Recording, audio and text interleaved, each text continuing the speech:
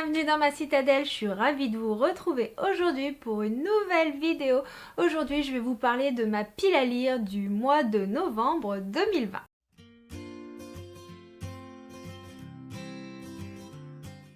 Alors il faut savoir que j'ai un peu grugé dans cette pile à lire puisque j'ai déjà attaqué certaines lectures. J'avais envie de lecture graphique histoire de me changer les idées, j'en ai un peu marre d'entendre parler du Covid, de couvre-feu, tout ça. Et en fait il n'y a que les lectures graphiques qui me changent les idées, du coup j'ai fait une pause de ma pile à lire du mois d'octobre pour commencer les lectures graphiques de ma pile à lire du mois de novembre. Ceci dit, nous allons commencer à parler des livres qui y sont présents. Alors le premier livre de ma pile à lire que je vais vous présenter, c'est Tenan de Demanaketh, le collier d'Orichalque des éditions Alexandra de Saint-Prix. C'est un livre qui m'a été envoyé en service presse par l'auteur, un livre qui va parler d'une histoire qui se passe dans le berceau de l'Atlantide.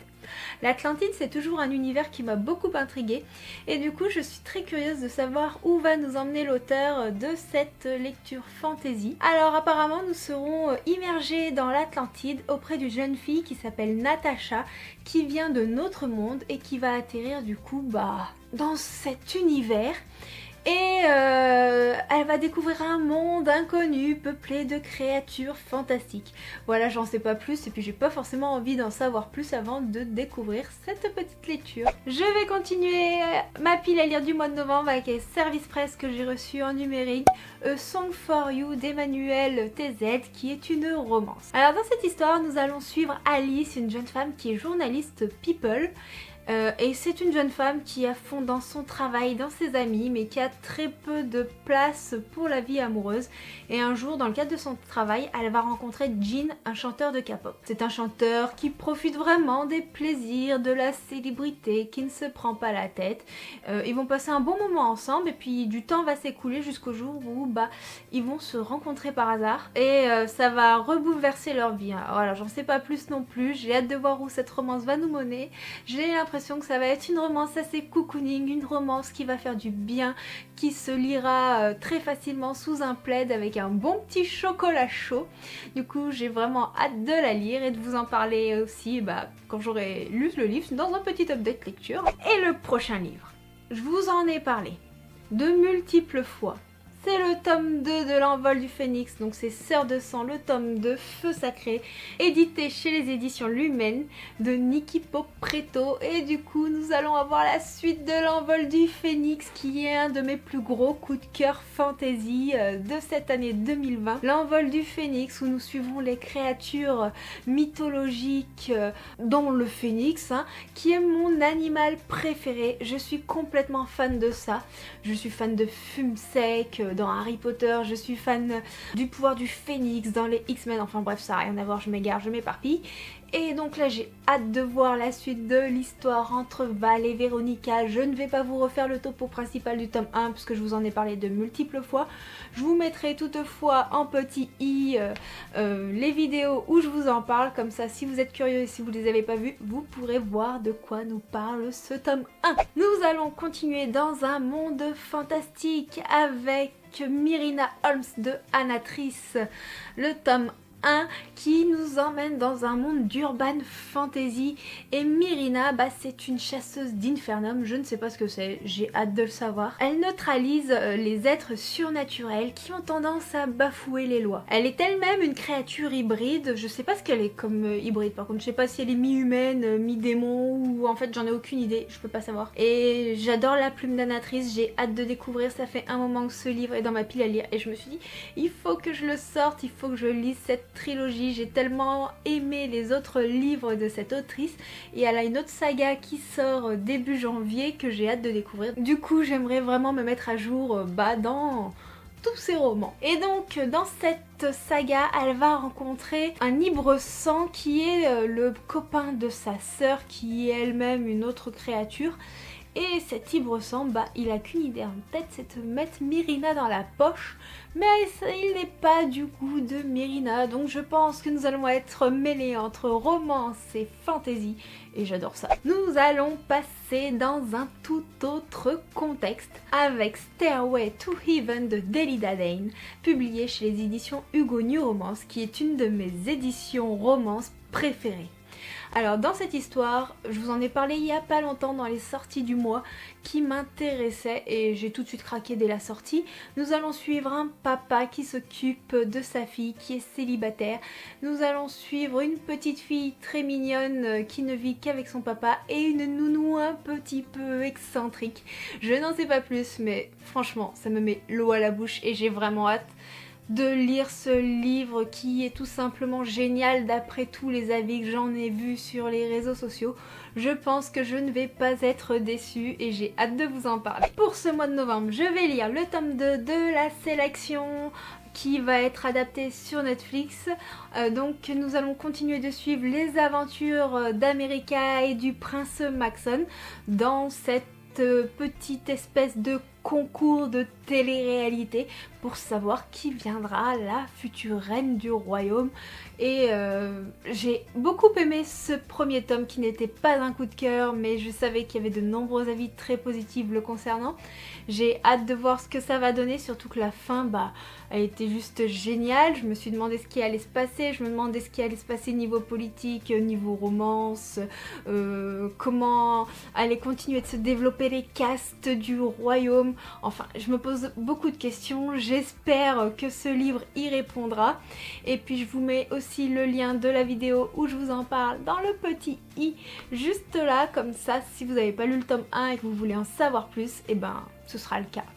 Vous pourrez voir un peu plus d'informations sur ce livre puisque je ne veux pas vous spoiler en aucun cas. Et c'est là que maintenant va commencer la tricherie puisque sur les lectures graphiques de ma palle du mois d'octobre, j'ai déjà commencé les lectures. Enfin, du mois d'octobre, du mois de novembre. Donc, il y a Le Mangeur d'âmes de François Lapierre et Patrick Bouquin-Gagné, publié chez Vent d'Ouest. Et dans cette histoire, nous allons suivre Ovide, un homme québécois, on est dans un pays nordique, qui va partir à la recherche de son frère Gideon qui a disparu. Et c'est là qu'il va rencontrer une mystérieuse sirène qui a tendance à attirer les hommes. Et les hommes qu'elle attire, ils ont tendance à disparaître, voire même à mourir. Et c'est là que s'ensuit une chasse aux monstres, tout ça. Mais ce livre est très très drôle. Enfin, je vous en dis pas plus puisque je l'ai déjà lu, oui. On est qu'au mois d'octobre et j'ai commencé à lire ma pile à lire du mois de novembre. Je ne suis pas en retard dans mes lectures comme vous pouvez le voir. Et donc je vous en ferai un petit topo plus général dans un update lecture. Mais en tout cas, c'était très drôle et j'ai beaucoup apprécié. La seule lecture graphique de ma pile à lire du mois de novembre que je n'ai pas encore commencé à lire, c'est La Petite Faiseuse de livres, le tome 4, que j'ai hâte de commencer. J'ai vraiment adoré l'histoire de cette petite fille qui essaie de fabriquer des livres par elle-même puisque c'était une femme venue d'un autre monde qui a atterri dans un monde où les livres n'existent pas, sauf que c'était une accro à la lecture, donc il n'y avait rien de plus terrible. Et du coup, nous allons retrouver toutes ces petites aventures qui sont trop mignonnes. Donc je l'ai mis dans ma pile à lire du mois de novembre puisqu'il y a le tome 5 qui sort également ce mois-ci et je compte bien pouvoir les enchaîner. C'est une histoire doudou, mignonne et quand on est addict à la lecture, une histoire qui parle de lecture, on ne peut qu'apprécier. Dans les lectures graphiques, il y a également les chroniques d'Aspharéo de Chiquichitos. Et là, dans cette histoire, nous sommes propulsés dans un monde fantaisiste avec une prêtresse et un dragon. Et il faut savoir que le dragon, c'est le roi du royaume en quelque sorte. Si le dragon va pas bien, le royaume ne va pas bien. Si le dragon est heureux, le royaume est heureux. Voilà, je vous en dis pas plus parce que c'est pareil. Je l'ai fini hier soir. Aujourd'hui, on est le combien? Je sais plus. On est le 20 ou 21 octobre. Vous voyez, je l'ai mis dans ma pile du mois de novembre et il est déjà lu. Donc je vous en parlerai bientôt dans un petit update. Et là, c'est pareil. Un livre déjà lu. Iruma à l'école des démons. Publié chez les éditions Nobi de Osamu Nishi. Et bon, c'est pareil. Je devais le lire en novembre et je l'ai déjà lu. Donc là c'est pareil, nous sommes dans l'histoire de Iruma, un petit garçon mortel. Ses parents le délaissent un peu et c'est un petit garçon qui a vraiment un très très bon cœur. Il est touchant, en tout cas moi il m'a touchée dès les premières pages. Et il ne sait pas dire non, donc il va dire oui. Et en fait ses parents ils vont faire un pacte avec un démon contre de l'argent. Et du coup Iruma va devenir le petit-fils de ce démon qui rêvait d'avoir un petit-fils. Voilà. Je me répète un peu, mais c'est le topo principal. Et donc ce démon est le principal d'une école de démons, donc qui va faire intégrer Hiruma, sauf que les mortels ont tendance à être dévorés par les démons, donc il faut pas qu'on sache que c'est un mortel, sauf que vous imaginez bien que ça va pas être aussi facile, puisque quand on est un démon, on a des capacités particulières, et Hiruma, bah il en a pas. Donc il va avoir toute une aventure qui va se passer dans cette école pour qu'il ne soit pas découvert en tant que mortel, sachant que c'est du coup le chouchou du principal vu qu'il est devenu son petit-fils. Et j'ai adoré cette histoire drôle, déjantée, touchante et émouvante. Enfin, je suis en train de vous faire un update lecture. J'ai dit que je vous faisais une présentation de pile à lire et je commence à m'éparpiller. Bref, je vous en parlerai vraiment en détail quand je vous ferai l'update lecture le concernant. Mais c'est un livre vraiment génialissime que je vous conseille. Et donc là, pour le prochain manga de ma pile à lire du mois de novembre, c'est un livre déjà lu, mais déjà lu il y a longtemps.